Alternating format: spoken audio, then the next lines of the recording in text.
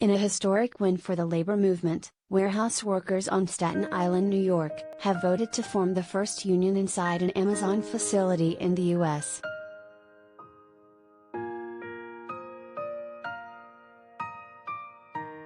Employees at the company's fulfillment center known as JFK 8 will be joining a new independent labor group, the Amazon Labor Union, following an election conducted by the National Labor Relations Board. The union delivered a stunning upset in the vote count held Thursday and Friday, winning 2,654 to 2,131.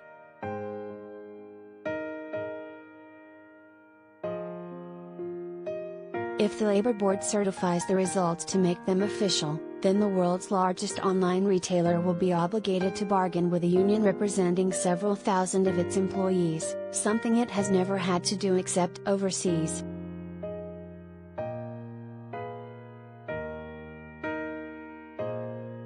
Meanwhile, the Labor Board conducted a separate vote count Thursday for a different Amazon facility considering unionization, in Bessemer, Alabama.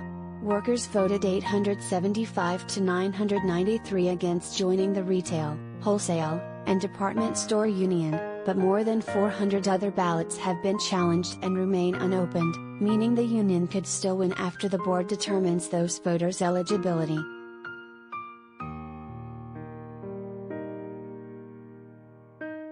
Amazon has put up stiff resistance against union organizing efforts, inundating workers with anti-union messaging and holding frequent meetings with workers to discourage them from signing union cards or voting for union representation.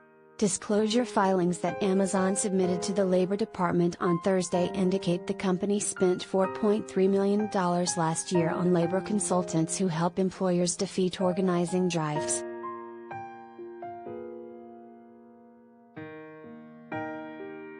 Until this week, those strategies had worked.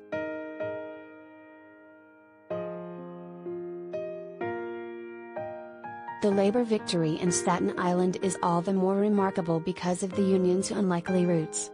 Amazon Labor Union, or ALU, was formed just last year by a group of workers in New York. It is led by Chris Smalls, a former Amazon worker whom the company controversially fired early in the pandemic after he spoke out about safety concerns, and Derek Palmer, who works at JFK 8.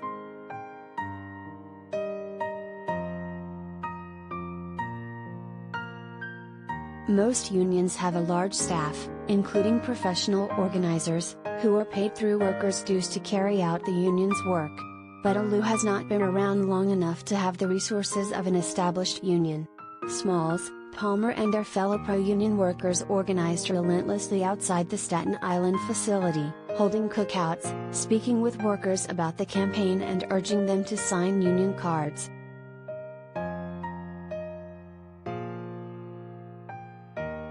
The group battled the company on TikTok and Twitter and raised money through GoFundMe.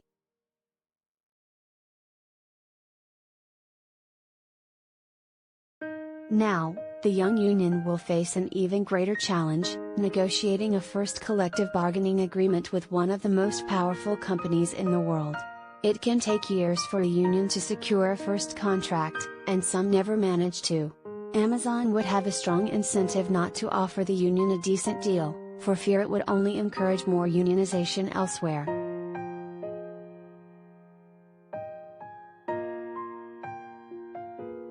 Last year, Smalls told HuffPost that one of the greatest challenges to organizing Amazon is dealing with the company's high turnover. Many workers, he said, don't stay around long enough to be turned into union supporters.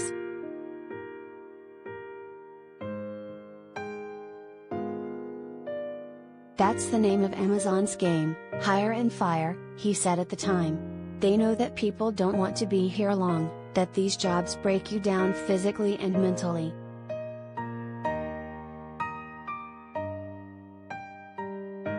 ALU has called for a wage of at least $30 per hour to accommodate New York's high cost of living, as well as greater job security. Amazon workers must meet the company's well-known production quotas or they can lose their jobs with no recourse, something Smalls has said needs to change.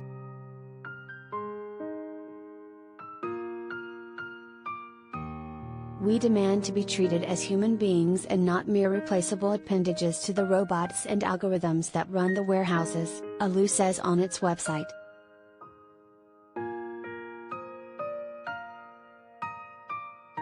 The union originally petitioned the labor board for an election last year, then withdrew it ahead of a vote. After gathering more signatures, the union returned to the board to file its petition with greater support from workers.